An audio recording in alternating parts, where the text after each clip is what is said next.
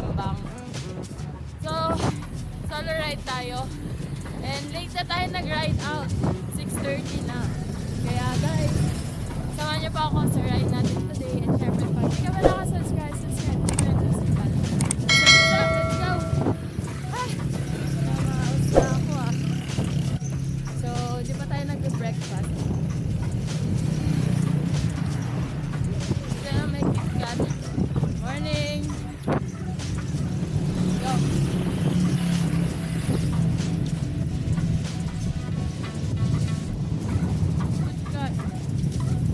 Ito na yung struggle pag solo ride ka guys. Kailangan mo talagang maghanap ng tututukan mo. And ganito po yung ginagawa ko pag nagsisolo ride ako. Pero syempre po, doble ingat talaga. Dapat alam ng driver na nakatutok ka sa kanya. And of course, kailangan mo ding makita yung daan mo na nasa harap. So guys, ang ganda palang tumutok talaga sa tricycle. Basta alam mo yung technique. And syempre dapat nakikita mo din yung nasa harap, no? Kasi syempre naka-road bike tayo. Mamaya bako-bako talag. Halkala na tayo guys. Kanina nagbe-maintain kami ng 40, 47, max na yung 44. Pero okay na din. At least nakapag-save tayo ng energy kasi nga tricycle. Mas nakukuha din lahat ng hangin. Ay, nalakuha. Pero guys, sabi na tayo sa Bayambang. Actually 30 kilometers lang. Kasi galing ako. Ganda to ha? Yeah.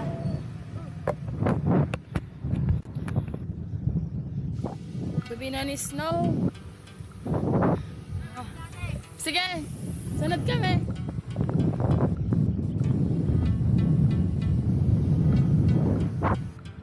Ano? Ganda dito.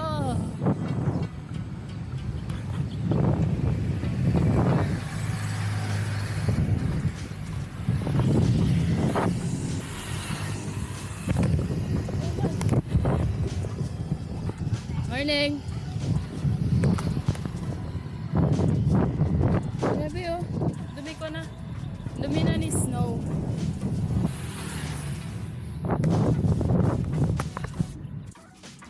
Guys, tutok ulit tayo sa tricycle. This time naman, mabilis naman yung takbo dito. Pero nga lang, kailangan natin maging extra careful. Kasi nga, iba yung tricycle na to. And syempre guys, wala siyang side mirror. And nahihirapan din tayong magpakita sa driver. Kaya dapat tututok lang tayo. Pero at the same time, titingnan din natin yung daan sa harap.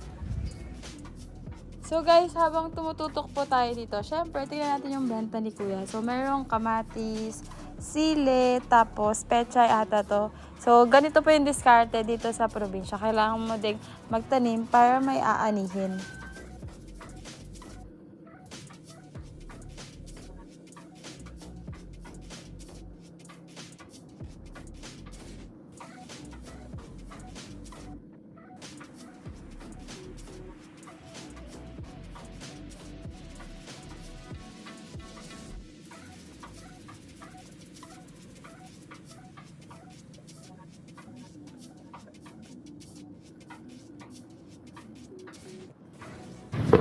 Guys, Bayambang na tayo. Bilis.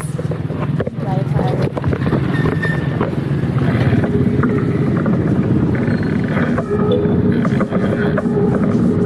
Sino kasama mo? Uwi na kayo? Manila? Taga dito kayo? Wala akong dala. Yung kasama ko. Hello po. Wala kayong kasama ngayon? Wala po kami. Kala ko pupunta kayo ng Camellia. Ay, meron po ang laro ngayon. Oo. Uwi Wala na. po kami ng Bulacan. Doon kayo mag-ano? Balikan lang din siguro makauwi dito. Uwi din lang dito? Sabado po dito. Kinabukan. Ah, okay. Saan kayo punta niya, Ate Kai? Team Army, dito lang. Malapit lang kasi galing akong Rosales. Taga dito kayo? Sa Malasigi po. Ah, ikaw din? Basista po. Basista dito. Team Army, nauna napunta ng Bulacan. So guys, dito na tayo sa Balloon Bayambang. Let's Jollibee. Hanap tayo ng kakainan. Tapos balik na rin tayo mamaya.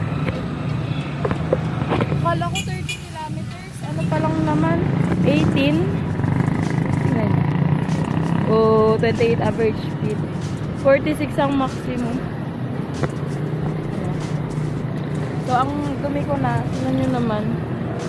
Shoutout nga pala sa Suki Cycling Sports na gamit natin. Orange. Yan natin sila. Guys, nandito na tayo sa Bayambang and hanap tayo ng kainan.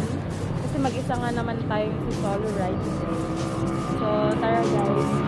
Hindi tayo kakain. Hanap tayo ng kainan. Ayun no. May kasama tayo from subscribers natin dito sa Bayambang. Hello! Shoutout ka na sa grupo nyo. Shoutout po sa sa team po namin. Sila Jet Trias, sila Gerald Kenabuya, sila Jefferson Tutuwin. Yan. Lahat po dyan sa mga team basista ko. Shoutout po.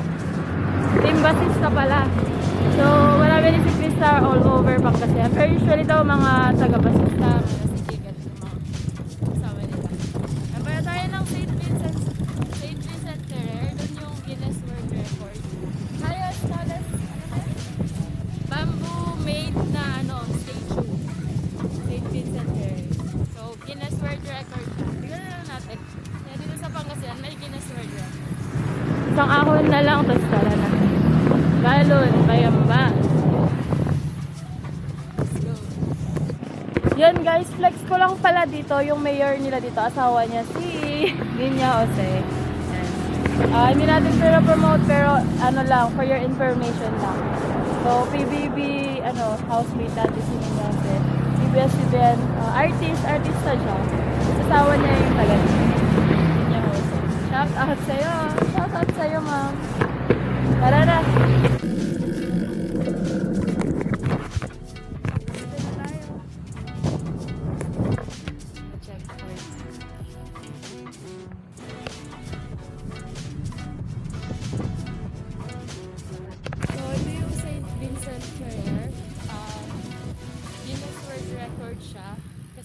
Tallest statue siya, nagawa sa bamboo. And yung bamboo na to, exported pa siya sa ibang bansa. Ganda oh. Ito ako ilang feet to.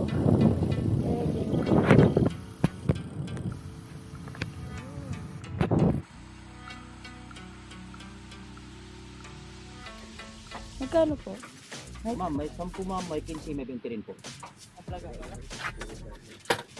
Yung na lang, taho. Bili tayo ng... Ito yung... 15 po yan ma'am, ito po yung 20. Ito na lang 20. Oo. Pero konting sago lang.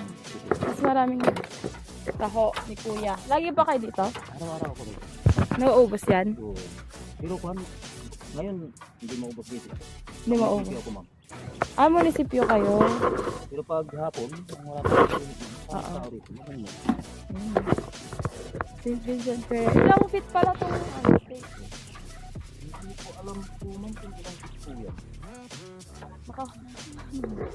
20 lang yun. Parang ilang palapag yan eh.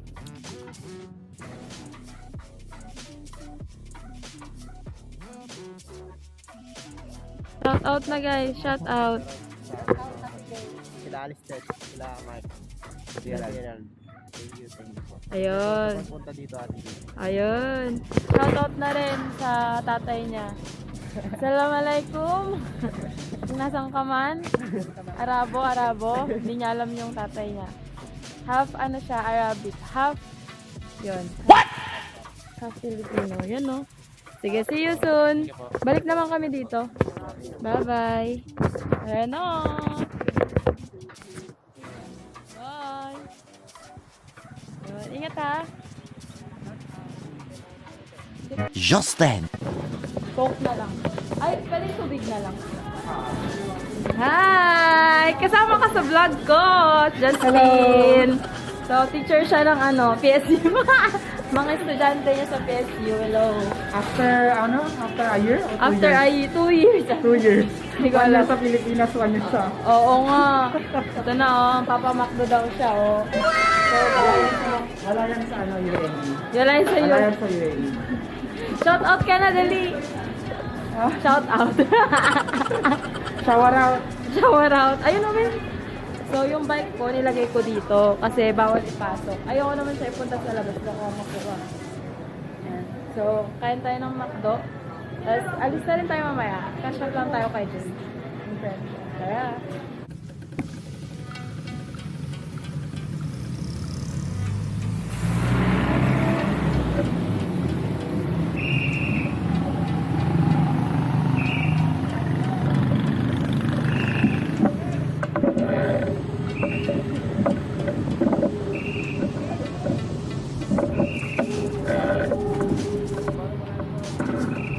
Let's go!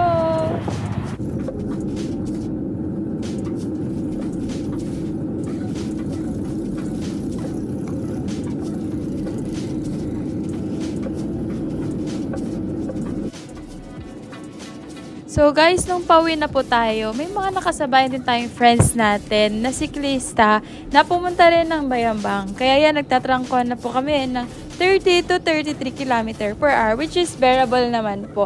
And syempre, maganda rin yung ruta natin kasi mapuno, and kahit na mainit yung panahon, at least mapuno, 'di ba? Fresh air pa rin, which is ito yung pinakagusto ko dito sa Pilipinas.